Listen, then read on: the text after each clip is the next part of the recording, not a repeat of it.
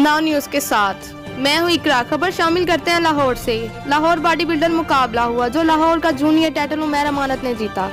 इनका कहना था कि अगर हुकूमत हमें सपोर्ट करे तो हम इंटरनेशनल खेलने की भी सलाहियत रखते हैं और हम बहुत शुक्रगुजार हैं पाकिस्तान जिम फेडरेशन का जिन्होंने इस मुकाबले का एहतमाम किया। उनका ये भी कहना था स्पेशली मेरी फैमिली और मेरे कोच और शेप ऑफ जिम मियां हमजा जिम फेडरेशन की सपोर्ट से और अल्लाह की मदद से मैं यहाँ तक पहुँचा हूँ। बहुत मेहनत करनी पड़ती है, डाइट कंटिन्यू